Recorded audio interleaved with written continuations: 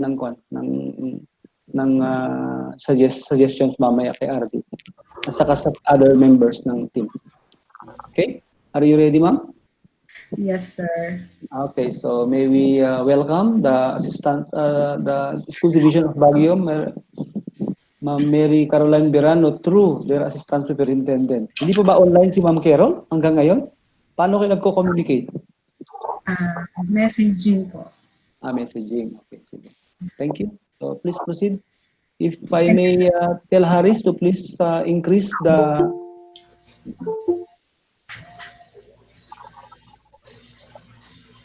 yan. Then Haris, dun sa title niya, i-freeze mo na lang para hindi matanggal yung existing controls, ganun, para hindi mawala, no? Yan. Good. Sige. Proceed, ma'am. Okay. Thank you, sir. Good morning, RD, ARD, and everyone. I am here again. Welcome to Baguio. We have our risk assessment for the impact area. We have for the facility, the impact statement 1 for affected offices and school buildings. Affected offices and school buildings are unsanitized. The existing, the risk score pala for this is 15. No? 15 dahil likelihood niya is hindi gaano, but the impact may be very high. So the existing control, the one that's being done right now is the daily disinfection of frequently touched office tables, equipment, and other office equipment, which is done daily. Iba ang hamad nga aerial nga virus dayta, haan nga airborne, I mean. May I request Ma'am Sally to please turn off your microphone, madam, if I may. Anyway, the effectiveness of this is 4, and the risk mitigating measure that we're looking at is early procurement and also bulk procurement ng PPE, even if whether or not there will be a disaster tomorrow or not, dapat nakalagay na yon, naka-in place na yan in our yearly plan. Second, impact statement, construction is suspended. We are referring to school buildings here that have ongoing construction. So the existing control right now is the issuance of the suspension order that we got from CBAW and DPWH and an advisory from DepEd. The risk mitigating measure that that is for this is the planning and consultation with LGU and also with the DPWH. And then the issuance of an advisory later on in case, again, that another disaster will happen. Third impact statement is the overall operations have ceased. Now we refer to this kasi facility ito, the division office building, which cannot be accessed by the client and by the personnel. So this one has the highest risk score. And the existing control is the guard on duty is designated to receive the documents. The risk mitigating measure will be to provide the provision of terms of reference to the guard in the handling of documents. So after na-receive niya, what happens next and so on and so forth. Kailangan klaro sana yun na magawan ng terms of reference. Fourth, impact statement, needed supplies for logistics na not obtained. Again, dito, the existing control is advanced procurement scheme. Hindi lahat na procure. Hindi lahat na procure dito. So again, even if in that case, the risk mitigating measure is early procurement of supplies as indicated in the APP. Then the last one, under facility is the general maintenance and upkeep of the workplace is neglected. The existing control, the presence of utility worker to perform the task. And then again, the risk mitigating measure is designate a security guard to perform the task in addition to their function. Then the next impact area is for the employees or personnel. The impact statement is the employee's psychological and physical well-being is affected. And very high ang risk score nito. Therefore, the existing control is availability of wellness program to be accessed online or to be accessed by other means which is not face-to-face. And then the regular updates and reminders from different media platforms on proper measures to avoid getting infected or to be in the disaster. And the risk mitigating measure is the inclusion of health and wellness provisions such as PPE for all the employees under the SEF budget. Then the second under employees and personnel, second impact statement, engagement with stakeholders is of course affected. So while the risk score is low, the existing control is doing online meetings or appointments with partners and stakeholders, whichever means is available to the stakeholders. Our risk mitigating measure would be a readiness to utilize ICT platforms. Then, of course, availability of draft MOA templates, which can be readily accessed online also by our school heads and, of course, the stakeholder. And we also include here delegation of work, especially for those section heads who may not be available, or the unit heads or chiefs. The third impact area under public or client, unang-una, the first impact statement, school-based personnel and learners, regular communication and technical assistance practices have been disconnected. So medium are close to high ang risk score nito. The existing control is coordination with the respective heads, school heads, and public schools district supervisor, which is being done online. The risk mitigating measure is setting up ICT-based system for video conferencing and online chat support. So this is where now the role of IT comes in, yung online chat support for the schools and DO personnel, because not everyone is capable to do online chat or to do video conferencing or even a simple online engagement. Second impact statement is the personal health management to patients is discontinued. The existing control is the conduct of medical dental nursing consultation through online mode or text messaging.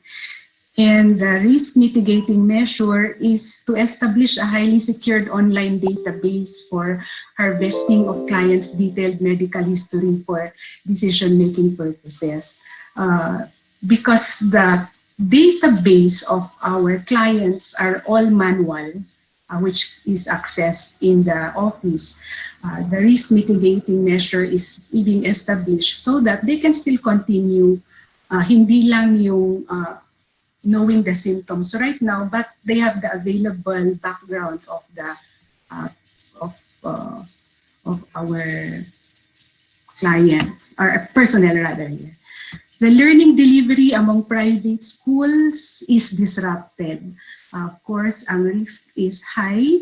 The existing control is the conduct of online chats through their chat group, which is also being manned by the DO, and the creation of, again, the frequently asked questions with answers on their issues and concerns, which is being discussed with top management as well. The risk mitigating measure is designing a system for information dissemination campaign through any e-governance platform. This may be an LIS, EBIS platform, basta yung naka-established na e-governance platform. Pag wala, then we have to design one. Then the next impact statement, response time to clients' concern on planning and research matters. Maybe not only on planning and research, but on all the concerns of the DO, these are all delayed, yung response time. So here, the existing control is data management, educational planning and research. Management concerns are received through emails and social media sites and answered via calls, messaging, and other online mechanisms. The risk mitigating measure is a project design on a multi-purpose parang harvesting platform, no, which can be used, no, so that we could, or it may be an app, customer survey app that can be developed, so that the client's response or concern shall be addressed. Then the last impact statement for client is implementation of planned and procured learning and development programs are suspended. Right now, the existing control is coordination with the suppliers, learning resource providers, and agency partners on the suspension of the delivery of planned programs. Webinars are still being designed right now so that those that are planned can make use of online mode. The risk mitigating measure is to calibrate the action plan, the WFPs, and adjust the schedules if really this cannot be done on the online mode. So that's the impact area under public or client. Thanks, sir. Am I still in? Okay. Next, under processes, on-site technical assistance, and of course, all the processes that we have in the DO, all the services that we provide from the governance, curriculum, and the OSDS divisions are all disrupted, and very high nga ang risk score nito. So the existing control right now is the conduct of capability training on specific TA functions, and this is done online, yung coaching online. No, for example, for those in for instance, SMME, those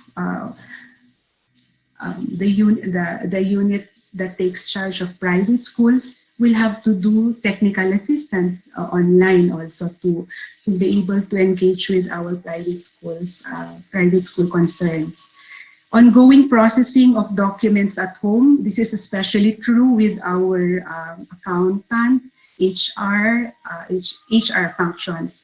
So the documents are being processed at home, and vouching with principals is being done in case there are needed requirements. For example, sa sweldo, para hindi maantala yung sweldo ng teacher, kung may kulang doon sa na-submit from the school level, pinapa-vouch na lang ni accountant doon sa mga school heads, no, kung nasa kanila yung mga requirements that are not submitted.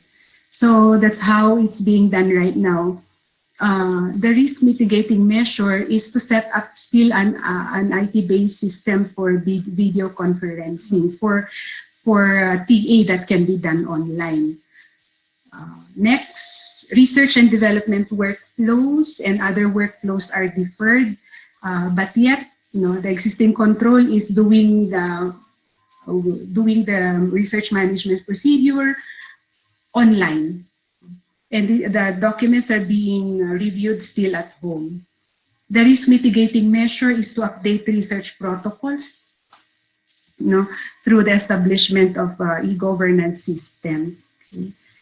The next is on supply chain. The supply chain is an impact area. Here, the impact statement is needed medical equipment is not obtained, for suppliers are not able to deliver. Maybe this is because of hoarding and other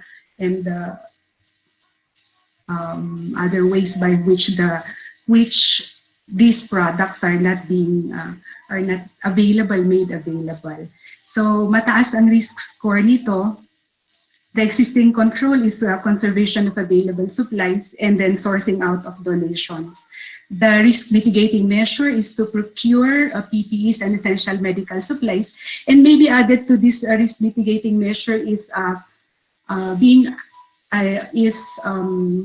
networking with the LGU to include us in their procurement, especially for PPEs in their bulk procurement.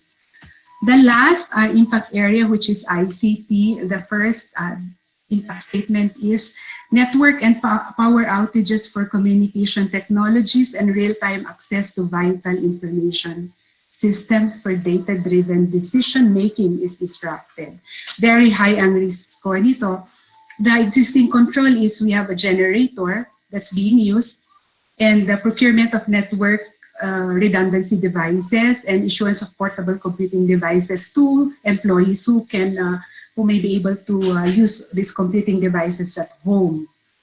The risk mitigating measure is request for provision of industry standard portable and readily configured plug and play network and computing devices with backup power supply to all.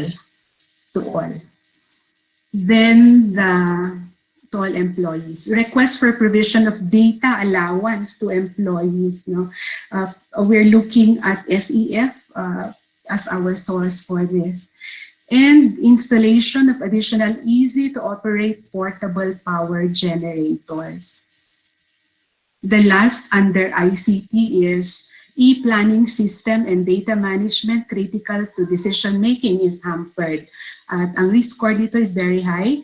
The existing control is that the e-planning system that's being used right now is being used and in full operation. The risk mitigating measure is to enhance this existing e-planning system, which is actually Google Sheet driven. So that's all and for Annex A. Thank you very much, Ma'am Soraya, for the detailed explanation of your Annex A on determining and prioritizing mission essential functions. Yung last part mo, kasi na-capture ko kaagad yun, baka pwede mong, kasi planning system ito, process kasi ito, di ba? E-planning? Yes, sir. Okay. Yes, sir. It's a process and at the same time, the use kasi of Google Sheets, kaya siguro that's why we were, I don't know. What do you think, sir? Kung process, kasi contain na rin lahat yan eh. Kung yung number one, and real-time access to vital information systems for data-driven decision-making, para nakalamp na rin dun. Okay na rin yung sana sa isa. Diba? As one na lang sana. Although, itong e-planning system mo, process kasi yan, pwede dun sa process, i-state mo na lang dun sa taas. Okay? Another one is on the facility. Okay, but go back to facility, Harris. Upper present. No? Pwede mo nang kuhan, Ma'am Soraya, if I may suggest, ilan mo yung magkakasama, no?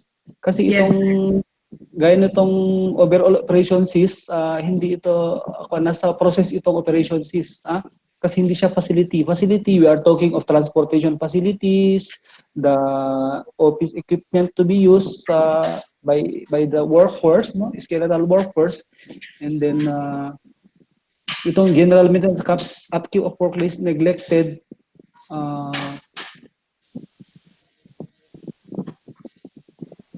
parang misplaced siya. Needed supplies kung nanadto logistics not obtained. We are talking here of facilities that are not being used today because of the COVID, di ba? So tama naman yung disinfection. Then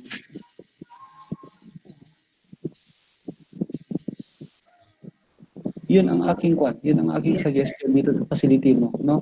Kasi may part dito parang sa process dapat, hindi siya sa facility. Kagaya nito. Operation sys ko na. Actually, sir, yan. Because the building cannot be accessed.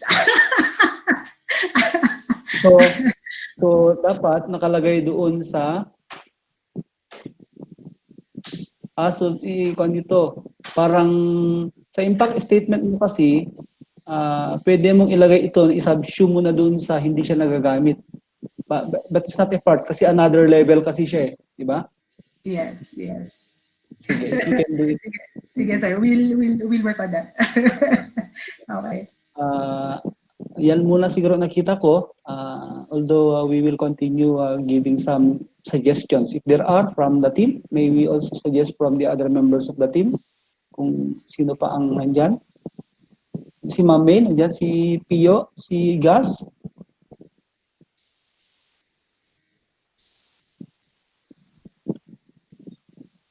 Okay, narinig mo naman siguro yung ibang nasabi ni Ma'am sa other divisions kanina. Ano, Ma'am Sor?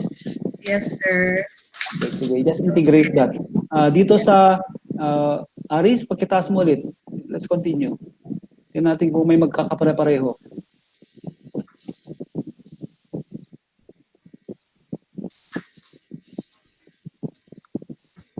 Okay, sa public client,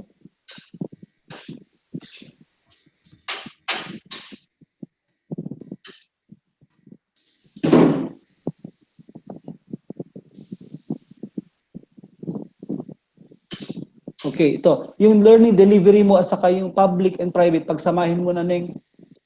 Oh, Kasi yes, sir. Oo, yes. kasi parehas lang naman yun, di ba? Yes, same, same. Same lang siya. Parehas mo Yes, and lang. I can place 2 mitigating measures na rin, sir, no? Pwede Pwede din. lang magano. Kasi the same naman learning delivery. Learning delivery. Okay? Yes, sir. Sige. Any other suggestions from our good team? Or if there are, we may proceed to the next. Thank you, Ma'am Sor. Thank you. Thank you also, sir. Proceed to Thank the you. next. Uh, Determining and prioritizing mission essential functions. Please proceed, Ma'am Sor. Thank you, sir. Uh, the mission essential functions. Medyo nagtagal kami dito because we had do leveling kung ano ba talaga yung essential function to be addressed here.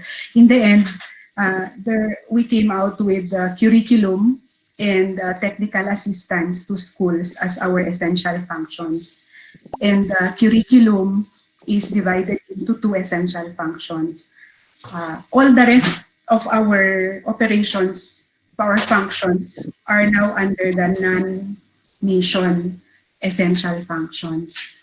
So, under the mission essential functions, curriculum has 2 components. One, the implementation of the K-12 curriculum.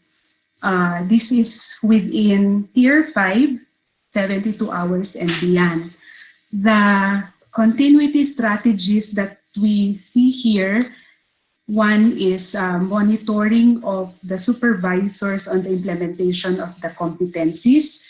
2, development of modules per quarter.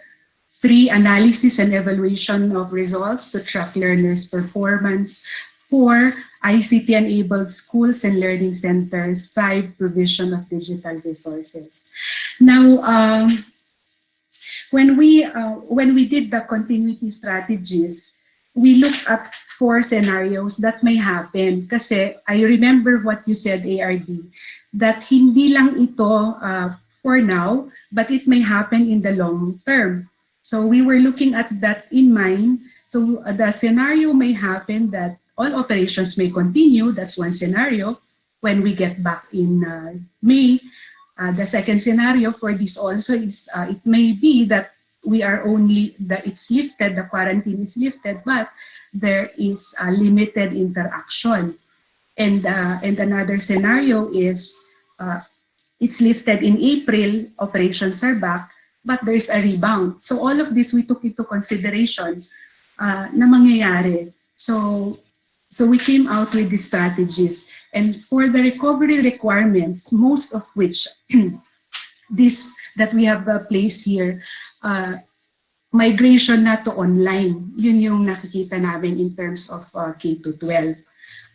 Implementation of K-12 curriculum. Yun yung pinaka plan, recovery requirement. So what do we do? Delegation of authority to focal persons in schools to help in the TA of teachers in specific subject areas. Second, continuous coaching of teachers online to maximize available resources, the online resources made available to us under the DepEd and under DepEd workplace and other sites that they can access, which are for free. Then development of online professional development programs by our HRDS. Merong programs that can be done online, blended, and other forms. Then engagements of parents and volunteers on the use of digital and online resources. We specifically wanted to involve the parents here because in the end, if we are now looking at doing online learning, then the parents should be helped.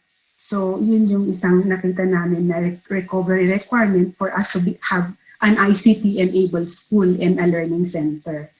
Then sharing of knowledge, sharing of knowledge or doing seminars through teleconferencing and other means. So that's one in the implementation of the K-12 curriculum. The second mission essential function still under curriculum is the assessment of gaps and needs to identify potential responses and address the issues under curriculum. So again, this is under Tier 5 and the continuity strategy is for the supervisors to do continuous monitoring and supervision by assisting the school heads in all the learning areas and other components ng learning areas and inclusive education, and creation of different learning area chat groups or other online platforms. How do we respond to this? The recovery requirement is delegation of authority to focal persons, meaning focal persons in the school to help assist the supervisors so that we can recover easily. And assistance from ICT to create online platforms in monitoring and supervising different learning areas and special programs. Now, for us to, the third pala, mission essential. Mission essential function is the provision of technical assistance to school. This is Tier 5, 72 hours and beyond. Actually, pwedeng hindi lang siya Tier 5 eh. In Tier 1, pwede na din siya. The EPS to monitor, the supervise by assisting school heads. This will also include all unit heads, section heads for the provision of technical assistance. No? Then creation of, sorry. Parang na-miss ko yung second, yung sa assessment of gaps. Can I go back to that, ARD? Ito. Yeah, thank you, Haris. Here, can I just pick on this? Na-miss ko ito. Under assessment of gaps and needs and identifying potential responses to address curriculum issues, the continuity strategy is revisit the curriculum. Of course, this can be done at home. Can also be done in the office, can be done in the schools. The LR section to make the portal available for teachers to continuously develop LMs. And the school heads to assist the teachers in the alignment of the assessment tool with the competencies. So ang recovery requirement is the review of the curriculum and identification of possible delivery mode aside from the regular face-to-face classroom interaction. So we're looking at also modular instruction kasi wala pang nade-develop na K-12 modules no, for all. And supervisors to assist the school heads and teachers to revisit the curriculum and identify the competencies not developed because of the suspension of classes. And the third, development of online quality assurance LRs to the end users and observe congruency of assessment tool vis-a-vis the IMs prepared. So that's for the assessment of gaps. And the last And the last mission essential is the provision of technical assistance. So here, continuous monitoring and supervision of the supervisors and by assisting the school heads in coordination with the PSDS in the implementation of the learning areas.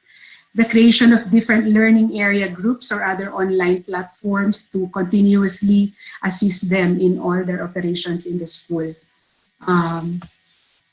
The recovery requirement for us to be able to do this is to have also focal persons in the school to help in the monitoring and supervision. If in case the PSDS is not around, it may be the EPS who could be able to do the monitoring in the district in cases where the PSDS is not there. Assistance from the ICT to create online platforms in monitoring and supervising different learning areas. So those are the recovery requirements. Under non-mission, here in the non-mission, we have non-mission essential functions where we have placed, meron din kasi na nilagay na continuity strategy because ang understanding namin sa non-mission, the non-mission function, essential functions are the functions that will support the mission essential. So dito namin nilagay lahat. Ito yung mga provision of electronic administrative services, gaya ng application of leaves, permit to study, and other personnel actions via online transaction on supplies and materials. Fast-tracking the completion of repair and projects, ito yung construction, provision of technical assistance on scholarships, applications, and scholarship applications, in processing of payroll of debted personnel, processing of cash advances for non-IUs, processing of payments for maintenance and other operating expenses. All forms of information dissemination systems for internal and external stakeholder, provision of technical assistance, na-repeat yun. Activation of the SDO Baguio COVID Task Force. So etong lahat na non-mission na nilagay namin are the functions that will support the delivery of our mission essential. So we still place here, kahit non-mission siya, naglagay pa rin kami ng continuity strategy so that we are more clear on what to do, especially, for example, the provision of electronic administrative services. We place here the continuity strategy as the development of systems to access documents online, real-time, and real-time data update. So, ang requirement niyan ay the stable data or net connection.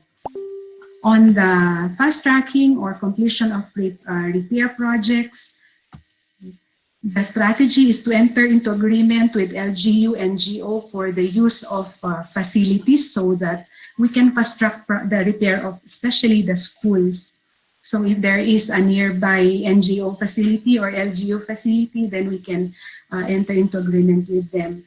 Construct makeshift rooms for use of displaced learners, borrow temporary learning spaces. And the requirements for that, coordination with the contractors for early completion of projects, inspection and monitoring of projects regularly, and provision of technical assistance, and of course yung networking with the LGU, that's a requirement. Then another non-mission is the provision of TA on scholarships. Ito na yung mga work ng HRD, Human Resource Development.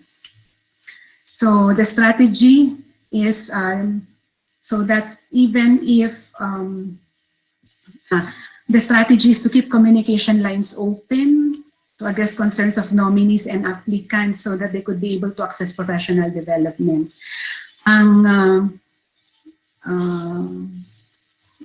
The requirement for that is review of documents and other requirements through emails. So that's still online thing. Then the processing of payrolls, the strategy for that is grouping the finance personnel, may groups sila, assigning them schedule on the processing of financial related transactions. So may subgroups ang finance to cater to every district or every group of schools. No?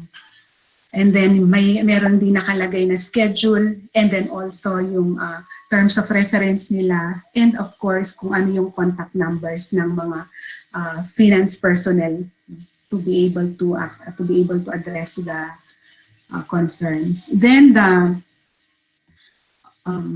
requirement for that, assign special drivers to ferry finance personnel to process financial related functions, and also of course yung orientation of the finance people in this kind of setup.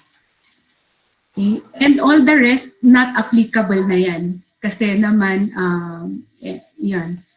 Yung non-essential is non-essential on IEC, yung activate SDO COVID, that's a yearly thing na naka-in place. It's in place. Okay. So sir, that's all. That's all for the prioritizing mission essential functions. Ayan po. Thank you very much, Ma'am Soraya, for that lengthy and detailed presentation of your Annex 2 of the PSCP. No? Any clarification or any comment, suggestion from the team? Okay, so congratulations, sir.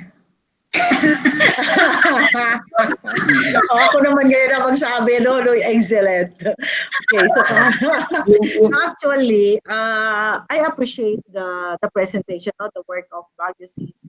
Kasi habang nagpe-present, kasi kayo, kanina, even the other SDSs, ang iniisip ko kasi, while you are discussing it, how will you implement this? No, pinipicture ko na yan in my mind, how you will do it in the field. So kaya ngayon habang ito, so maganda yung presentation ngayon ni Sor. Hindi ko sinasabing hindi maganda yung iba, no? Kaya lang ito mas klaro kung paano nilang gagawin ito. So I hope na ganun din yung ating ibang presenters na SDS kanina. Yung team ninyo, balikan ninyo yung mga ginawa ninyo kasi masyadong broad at parang ang hirap masyadong general yung ginawa ninyo na mahirap siyang i-implement kaagad kasi we need action eh. Dapat very fast ang ating mga actions ngayon kasi hindi naman natin alam kung hanggang 13 lang ba ito, April 13 o talagang magtatagal ito. So kinakailangan talaga na maging maayos na itong ating continuity plan. So while you are presenting na kanina, ito yung gusto ko na at na medyo lumiwanag ngayon dito sa presentation ni Sir kasi inisip ko ngayon, meron kasi kaming National Mancom every Tuesday na-move siya ng Tuesday. So regular yun na teleconferencing with the Secretary. So ngayon, ang Mancom naman natin is, hopefully nandiyan pa yung ating mga SDSS, no? Ang ating Mancom naman is every Monday. So that lahat ng mga reports natin na kailangan ding i-feed sa central office ay makuha ko din ng Monday. So paano kung ngayon? Kasi kung pakikinggan natin yung mga reports noong last kahapon, no? Puro about yung mga two schools, mga ganyan, no? So parang yung ating trabaho talaga parang nawawala. Or ang report is about the PUIs, the PUMs. Although it's good to submit the information din sa mga about our personnel, our learners. Pero yung tungkol sa trabaho kasi kung how we are doing it na despite nga itong sitwasyon na ito. So dito sa presentation ni Sor ngayon and the rest kanina, naisip ko na in your accomplishment reports or that you will present on Monday or every Monday hanggang sa mag-resume tayo sa normal is ito na dito tayo magbe-base ngayon. Kasi you have identified the priorities the priority mission essential functions eh, 'di ba? So ngayon, pag na-identify na natin ito ngayon, meron na kayong mga may strategy na, nakita nyo na yung strategy. Now, ano yung mga actions na ginawa ninyo to implement these strategies and then ano yung output? So weekly na ganun ang monitoring natin. So katulad nito halimbawa, meron siyang sample kanina, no? Balikan din nung iba yung kanilang continuity strategies. Kung very specific yun, katulad kanina na development of a system to access real-time so and so. So, kanya dito is development of system. Yun ang strategy. Diba? And then, ano yung activities na gagawin ngayon ng division para makapag-develop siya ng system na ito na gusto niyang gawin para magkaroon ng access sa real-time monitoring probably. And then, ano ang output? Ano ang output? So, kung halimbawa, ang kanya doon, development of system, isang system lang yon. So, ano yung system na yon na nagawa niya? So, yun yung report. No? Parang ganun siya. Halimbawa, monitoring of PSDS. Kasi sa, ano ba ito? Non-essential ito? Balik ka tayo sa Yan. Essential yan, ma'am. Essential. Essential ba yan? Sa curriculum. So ito, implementation of the K-12 curriculum. So nakalagay dito sa continuity strategies niya yung monitoring of PSDS and EPS on the implementation of curriculum competency. So ano ang gagawin nito? Ano yung mga activities? Paano yung gagawin ng ating mga PSDS?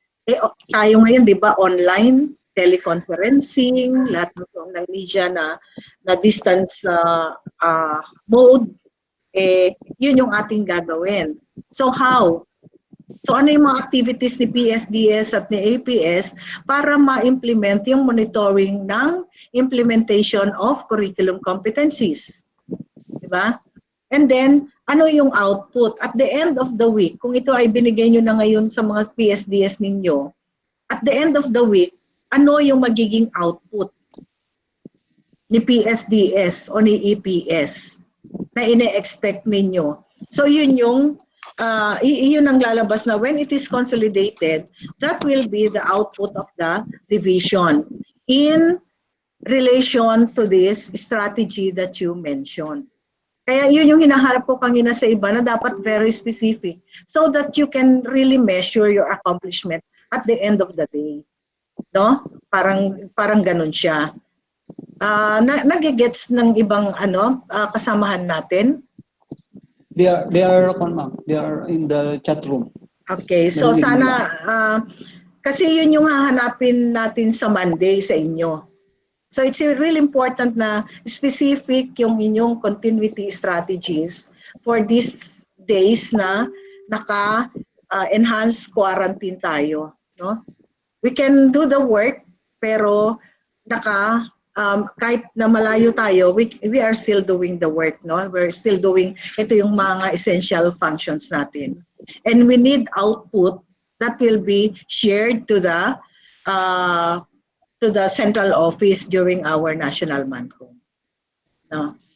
So, yes, we have also our team, yung ating COVID task force who are monitoring the welfare, the health status of our personnel.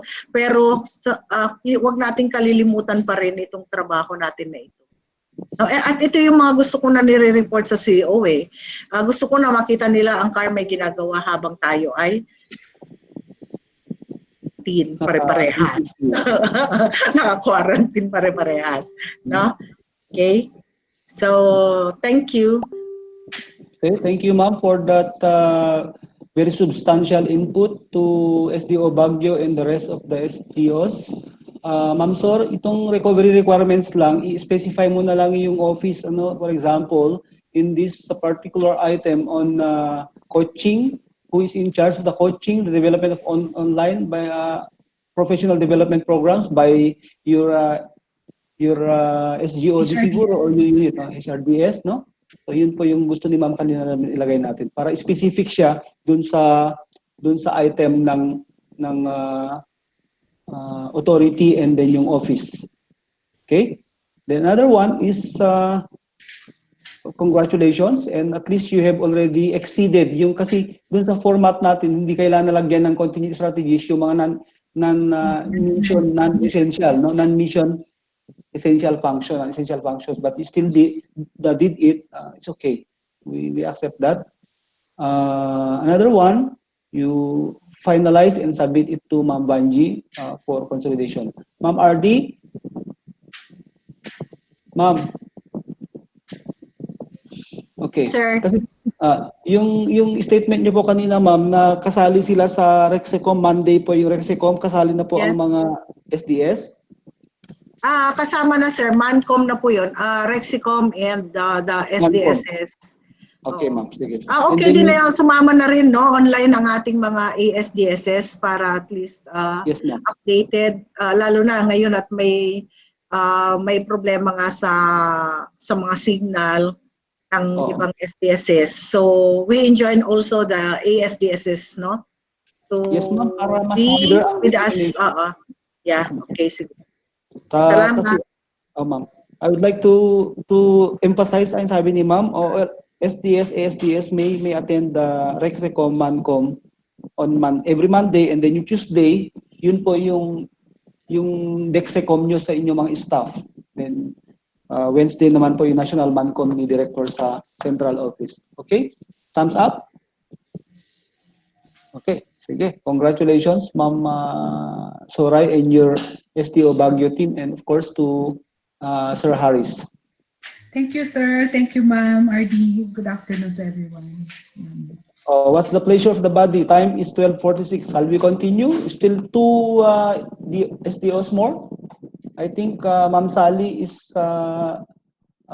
very ready to present her report. Ma'am Sally? Ma'am Banji? Kindly Yes, sir. prompt. Okay. From Sally.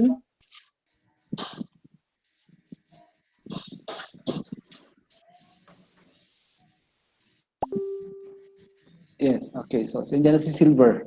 Sige.